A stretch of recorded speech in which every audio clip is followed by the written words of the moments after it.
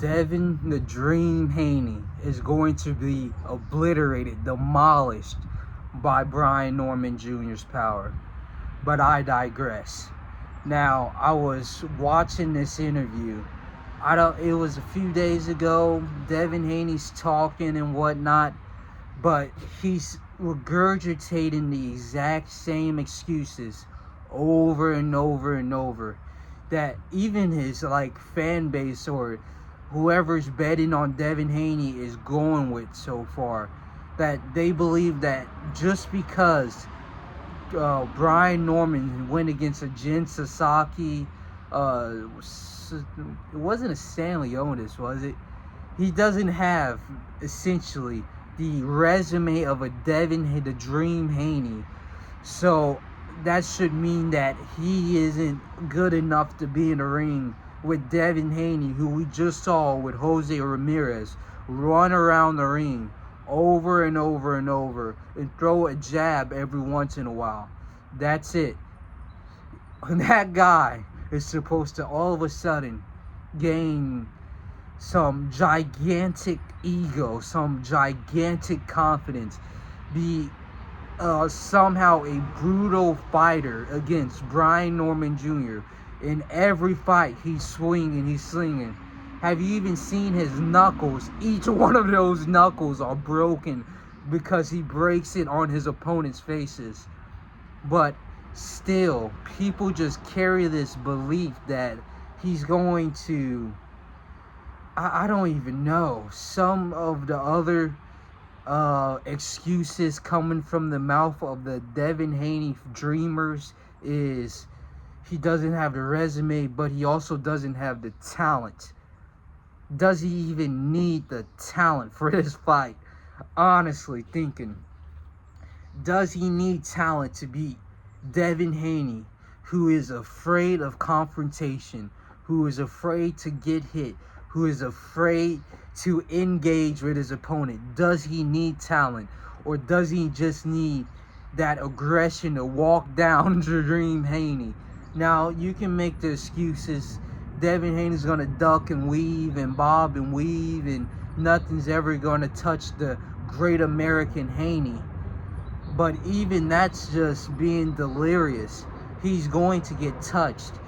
He's going to have to take some punishment in this fight. That's undeniable.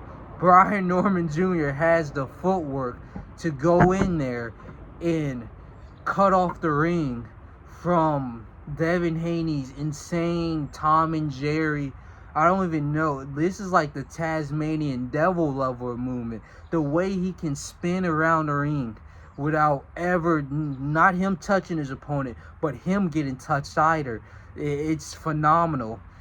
This movement has to be studied. But I still tell you this. He's going to get his ass knocked out, not dropped. This isn't going to be Ryan Garcia spamming a left hook. Brian Norman Jr. is throwing uppercuts, hooks, crosses. He's throwing everything at this man, and he's going to land. And when he does land, if it's on the arms, if it's on the body, if it's on the head, if it's on the gloves, it's going to cause punishment. It's going to be painful. It's going to overwhelm, overpressure. And then essentially what we're going to have is a brutally destroyed, a brutally annihilated, a demolished Haney, probably within 9 rounds. I don't think Haney has the power. People are talking about the skills. I don't think Haney has the skills. I don't give a fuck about his resume. The resume, it's not like all his fighters that he's beat is going to line in the ring behind him and give him some sort of power to overwhelm and destroy the great Brian Norman Jr. That's not going to happen. He's just going to get his ass kicked. Talking about my resume this, I beat Lomachenko, I beat Reggie Prograde. None of that matters. That was all at 135, all at 140.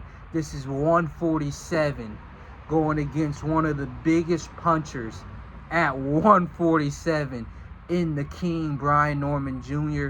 What is he called again? The Assassin. He's called the Assassin.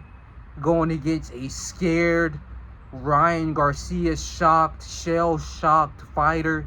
What do you think? He's going to pull out that Tommy gun and let it rip. This is going to be a complete annihilation of the Dream. It is going to be a nightmare in the ring from Brian Norman Jr.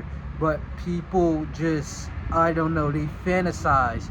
They carry the dream. They have a dream that one day Devin the Dream Haney can walk alongside Brian Norman Jr. and go toe to toe. But I hate to be the one to tell you this. It's not gonna happen. Devin Haney doesn't have the power. He doesn't have the skill. He doesn't have the wit. He doesn't have anything that's needed to win and acquire a victory of this magnitude. Now, I appreciate the fact that he's going out, he's chasing greatness. That's what makes boxing great again. Shout out Tio. But none of that is going to help him. He should have just cut the fight out in Saudi Arabia, and he should have fought Teofimo Lopez in like New York City, California. Stop doing all these extra negotiation tactics. He should have cut all of that from the contract and instead sign on a fight against Teofimo Lopez in New York City. Now he has to sign for a fight in America. Actually, where even is this fight? It's signed for this fight in America against Brian Norman Jr. and get his head knocked off. If he was going against Tio, this would have been a different story. He would have lasted 12 rounds. Tio doesn't have the activity, doesn't have the power of a larger Brian Norman Jr. But now it's all over with. I saw that Devin Haney was trying to put some special little drug testing things in the contract. I saw that he was, what was it, VADA testing? Brian Norman Jr. didn't want to do VADA testing, so they tried to cancel the fight. They tried to get rid of the fight because Brian Norman Jr. didn't want to do any of that VADA testing because he's running with Victor Conte.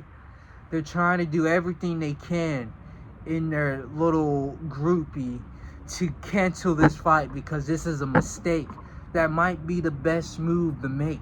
The only way you can win this fight against Brian Norman is get it canceled.